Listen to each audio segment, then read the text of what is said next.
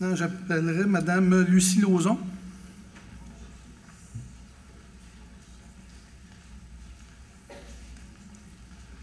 Bonjour, Monsieur le Président.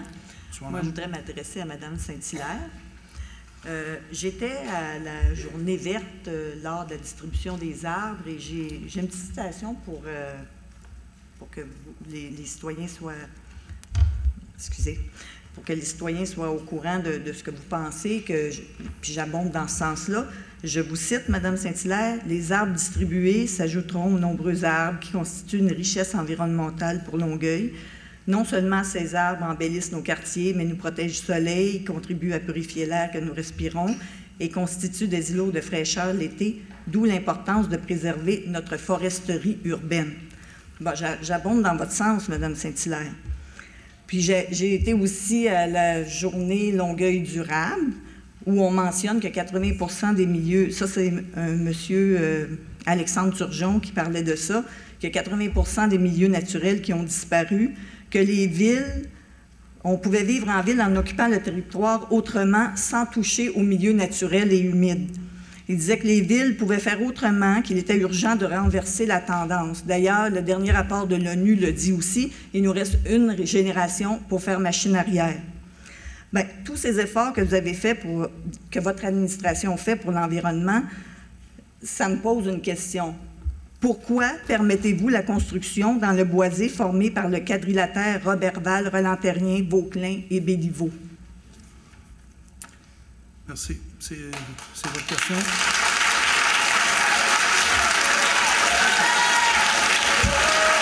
Ça va, s'il vous plaît?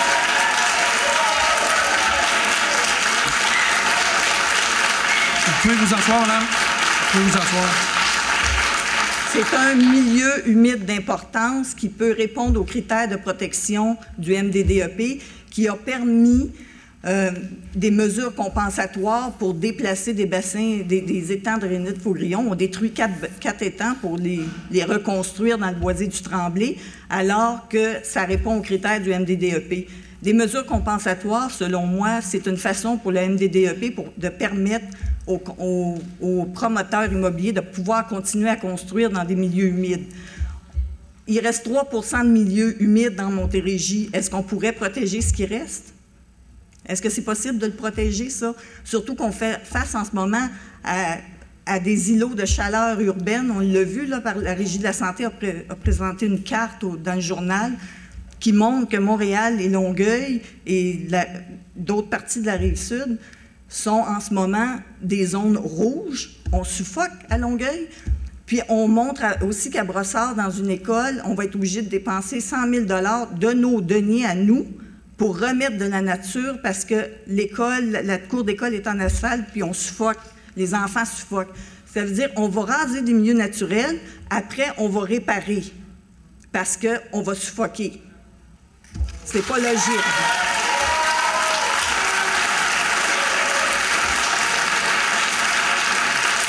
C'est beau.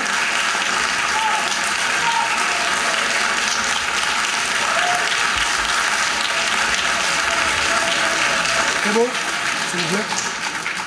C'est beau. Avez-vous d'autres questions, Mme Lauzon? Non, mais j'aimerais que Mme Saint-Hilaire nous vous pouvez réponde. vous asseoir. On a une autre question sur le même sujet, et puis on va vous répondre par la suite. Donc, j'appellerai Mme Irène Yakonovski.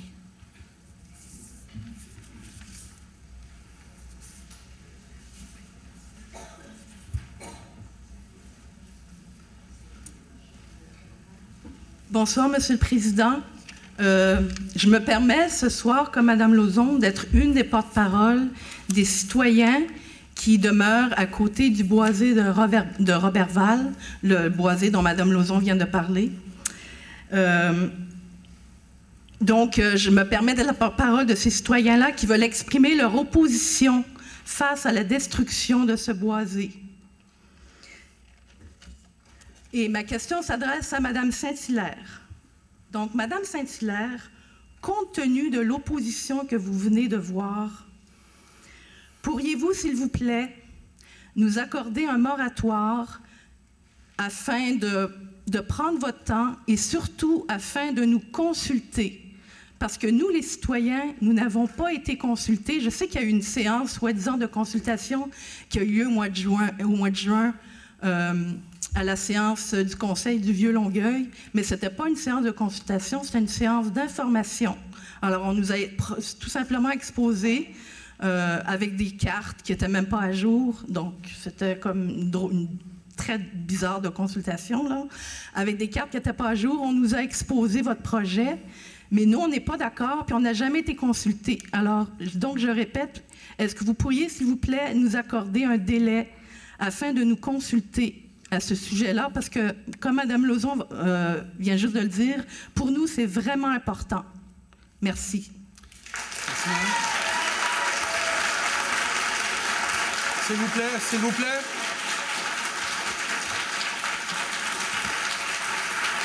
S'il vous plaît. Si vous voulez entendre la réponse. Monsieur Si vous Benoît me permettez, Lécuyer. Madame... Pardon? Oui, excusez. Monsieur Benoît Lécuyer. Madame... je ne veux pas maganer votre nom. Yakonovski. OK, bon, d'un premier temps, je peux me permettre de répondre en particulier à Mme Saint-Hilaire, pardon, et puis si elle veut rajouter, elle le pourra.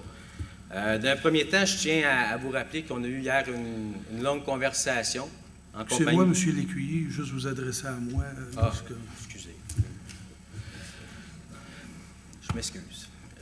Bon, comme je disais, hier, nous avons eu une rencontre hier en fin d'après-midi avec Mme Desroches, Mme Lauzon et Mme Yakonovski. Bon, j'ai fait le tour du sujet à l'extérieur de façon générale, à l'extérieur. J'ai expliqué les grandes lignes du projet, qu'est-ce qui est arrivé, où est-ce qu'on en est rendu.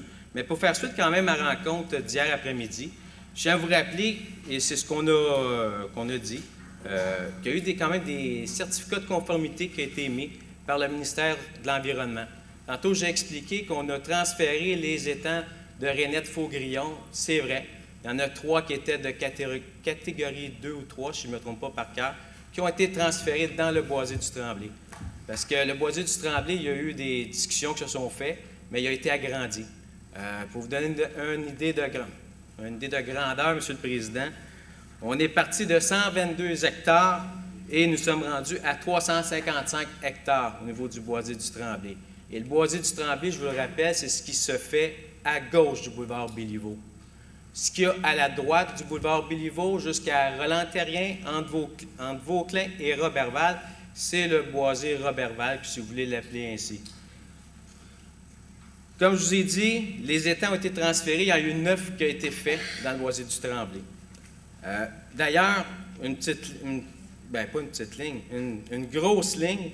D'ailleurs, je l'ai écrit comme ça, je vais être certain de la dire comme il faut. D'ailleurs, le plan de conservation qui prévoit ce genre de compensation en transférant les étangs a été désigné l'un des meilleurs de la grande région de Montréal. Et les efforts de l'administration pour la préservation du territoire ont été soulignés à maintes reprises par les groupes environnementaux.